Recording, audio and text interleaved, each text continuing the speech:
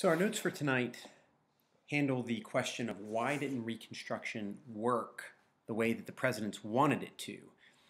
And this is the cartoon that we've examined to kind of go along with this question, right? How come the president, Andrew Johnson, ended up in this conflict with Congress over the best way to handle Reconstruction?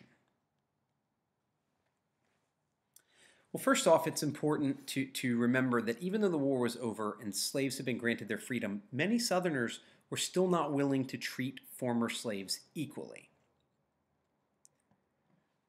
Most of the states in the South passed laws called black codes, right? And they were given the nickname black codes because they were basically ways to keep African Americans from getting equal treatment and true freedom. And so some of the things the black codes said were that African Americans were not allowed to quit their jobs without permission, right? It kind of locked them into their jobs working for planters. Own guns, right? Because that was seen as a threat to white people. Own or rent their own farmland, right? They were being held to having to rely on white farm owners and white landowners for land, and even hold meetings at night, right? So these black codes were largely passed to basically keep African Americans as close to slavery as possible. The black codes also said that unemployed ex-slaves could be forced into working for nothing. Well, think about that, right? That sounds an awful lot like slavery. Sounds an awful lot like what the North spent 4 years fighting to eliminate. So many of the Republican members of Congress, especially those radical Republicans, got mad. They were angry when they heard about these black codes being passed, and they felt like people in the South had not learned their lesson. We talked about how President Johnson tried to be easy on the South, and now these Republicans are thinking they haven't learned their lesson. Going easy on them isn't the way to do it.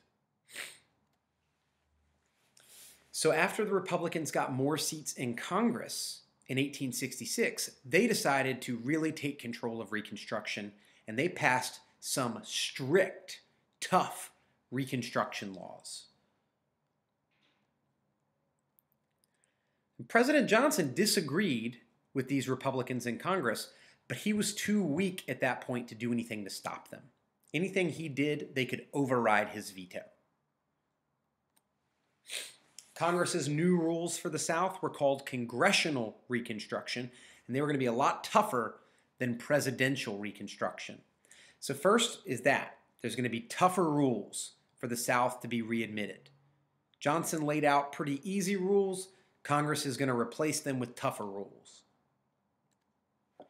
And until the South was readmitted, the Northern Army was going to be in charge, and they were going to enforce these rules and make sure the South was following them and protecting former slaves. And in addition, Congress introduced 2 more amendments, the 14th and 15th Amendments, that were specifically designed to help former slaves.